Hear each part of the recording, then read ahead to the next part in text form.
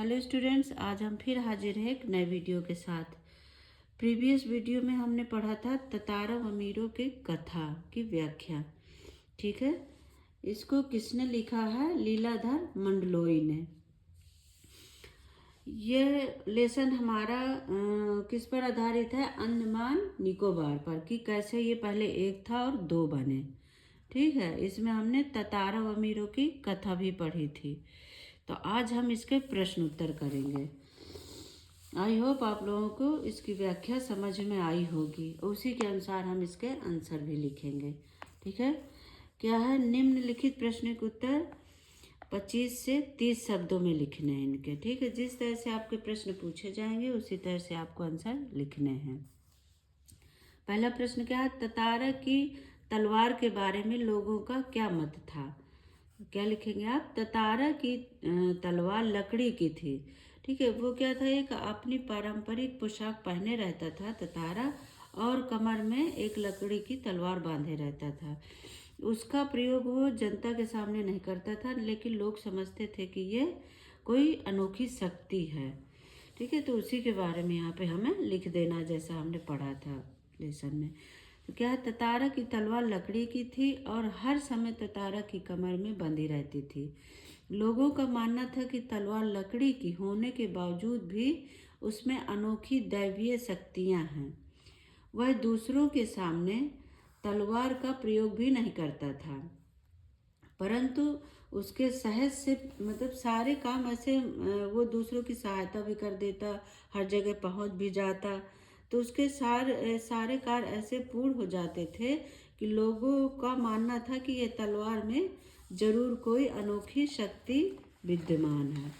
ठीक है, अगला क्वेश्चन क्या है? वमीरो ने ततारा को बेरुखी से क्या जवाब दिया? ततारा ने जब विनम्र तरीके से वमीरो से पूछा कि उसने क्या था कि वमीरो गाना गा रही थी और ततारा सुन रहा था। वमीरो को एकाएक उसने गाना बंद कर दिया। तो इसी में वो ततारा पूछता है कि तुमने गाना क्यों बंद कर दिया, जबकि वो दोनों अजनबी थे। वही बताना इसमें कि ततारा ने जब विनम्र तरीके से वमीरो से पूछा कि उसने अचानक इतना सुरीला और अच्छा गाना अधूरा ही क्यों छोड़ दिया, तो अपने सामने एक सुंदर युवक को देखकर वमीरो हड़बड़ा गए, क्योंकि वो पहले से नहीं जानते थे एक दूसरे को। परंतु अपने आप को संभालते हुए वमीरो ने नकली नाराजगी दिखाते हुए उत्तर दिया कि वह कौन है जो इस तरह से उसे प्रश्न कर रहा है। ठीक है, इस तरीके से अनुचित या बेकार के प्रश्न पूछ रहा है, वो कौन है और मैं क्यों जवाब दूं तुम्हारे प्रश्नों का। ठीक है, अगला क्या प्रश्न हमारा? ततारा वमीरो की त्यागमयी मृत्यु से निकोबार में क्या परिवर्तन आया? तो क्या लिखेंगे? उत्तर: निकोबार निवासियों ने ततारा वमीरो की त्यागमयी मृत्यु के बाद अपनी परंपरा को बदला। क्या परंपरा थी? कि जिस गांव के होते थे उसी गांव में जिस गांव की लड़की होती थी उसी गांव में ही उसकी शादी होती थी। तो ये रीति बदली थी और दूसरे गांव में भी विवाह संबंध बनाने लगे।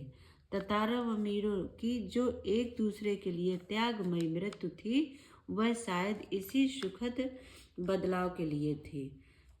ठीक है, बाद में क्या हुआ? फिर लोग एक दूसरे गांव में शादियां करने लगे थे। उन्होंने इस परंपरा को तोड़ दिया। अगला प्रश्न क्या है? निकोबार के लोग ततारा को क्यों पसंद करते थे? क्या लिखेंगे? निकोबार के लोग ततारा को उसके आत्मीय स्वभाव के कारण पसंद करते थे। वो सबकी सहायता करता था, हर जगह पहुंच जाता था, सबकी मदद करता था। वह एक भला और सबकी मदद करने वाला व्यक्ति था।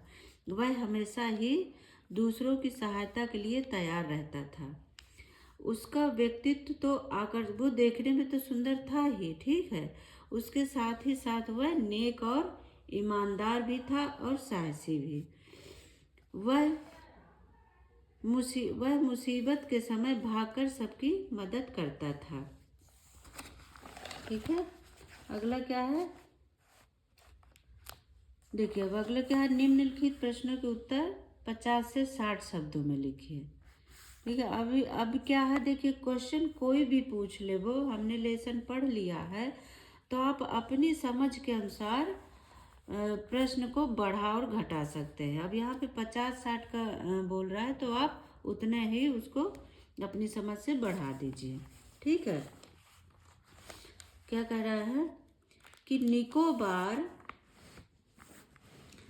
निकोबार द्वीप समूह के विभक्त होने के बारे में निकोबारियों का क्या विश्वास है? उत्तर है, निकोबारियों का विश्वास था कि पहले अंडमान और निकोबार एक ही द्वीप थे। इसमें क्या है, देखिए आपको पूरे लेसन की छोटी सी कहानी बना के लिख देनी है। ठीक है, क्योंकि उसमें यही पूरा बताया गया है कि वो कैसे विभक्त हुए थे, वो कैसे अलग हुए थे। तो आपको वही दिमाग में रख के और छोटा सा लिख देना है बस। निकोबारियों का विश्वास था कि पहले अंडमान और निकोबार एक ही द्वीप थे। इनके अलग अलग होने के पीछे ततारों अमीरों की एक लोक कथा प्रचलित है। ये दोनों एक दूसरे से प्रेम करते थे।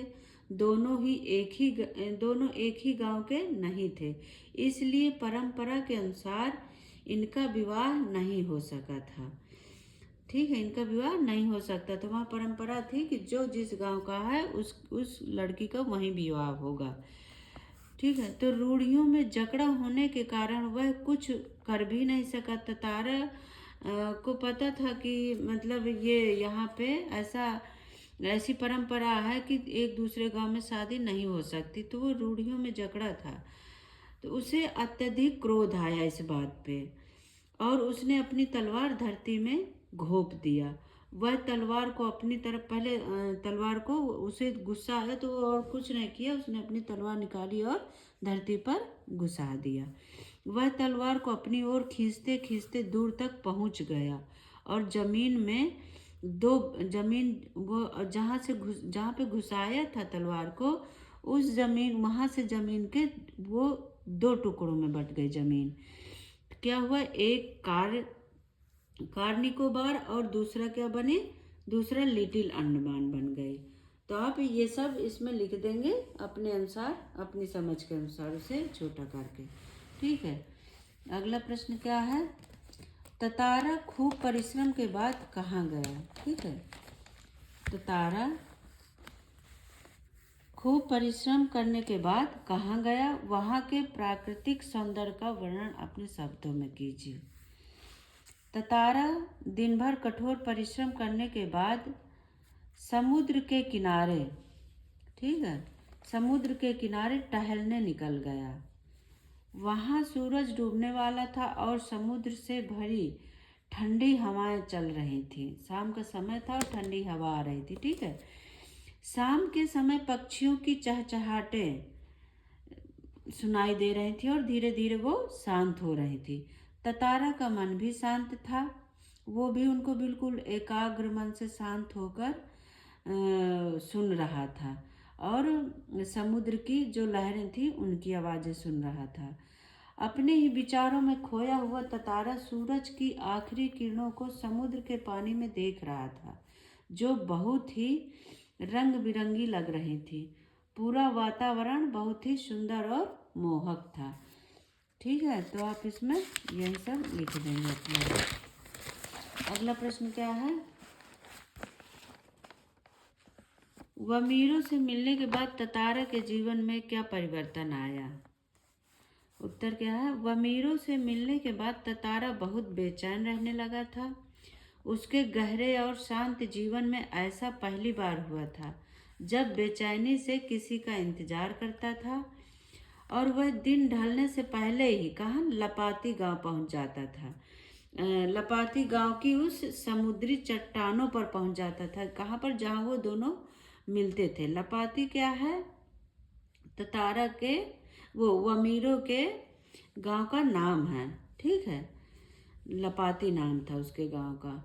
तो जहाँ पे लोग मिलते थे वहाँ वो कुछ समय से पहले ही वो पहुँच जाता था, जहाँ जहाँ वो वमीरों से मिला करता था। तो वो जब वो पहले पहुँच जाता था तो उससे क्या होता था, एक एक पल पहाड़ जैसे लगता था। जैसे हम किसी का इंतजार करते हैं तो टाइम बड़े मुश्किल से कटता है। उस वही हाल था उसका भी कि उसे एक एक पल पहाड़ जैसे लगता था।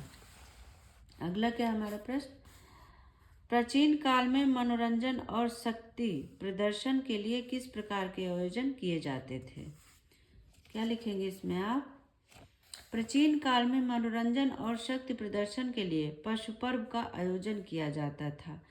पशु पर्व में हष्ट पुष्ट पशुओं के प्रदर्शन के अलावा पशुओं से पशु पर्व में क्या था, जो हष्ट पुष्ट तंदुरुस्त पशु होते थे उनका प्रदर्शन होता था, उनका एक दूसरे से लड़वाया जाता था। और इसके अलावा पशुओं से युवकों की भी शक्ति परखने की प्रतियोगिताएं होती थी। ठीक है, पशुओं की और युवकों की भी आपस में लड़ाई होती थी। उनको इस तरह के वो लोग प्रतियोगिताएं करवाते थे।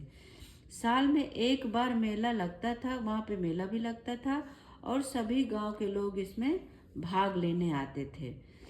प्रतियोगिता के बाद नाच गाना भी होता था और भोजन का भी प्रबंध किया जाता था। क्या होता था कि जब ये सारी प्रतियोगिताएं हो जाती थी तो बाद में वहाँ पे नाच गाना होता था और फिर सबको भोजन कराया जाता था। अगला प्रश्न क्या हमारा, रूढ़ियाँ जब बंधन लगने लगे तब उनका टूट जाना ही अच्छा है, क्यों? स्पष्ट कीजिए। ठीक है, इसका क्या लिखेंगे आंसर आप? रूढ़ियाँ और बंधन समाज को अनुशासित करने के लिए बने होते हैं। क्या है देखिए, रूढ़ियाँ क्या है, पहले तो इसका मतलब आप जानिए। रूढ़ियाँ कहते हैं जो हमारी पुरानी परंपराएं हैं, जो पहले से चली आ रही परंपराएं हैं, उनको कहते हैं रूढ़ियाँ।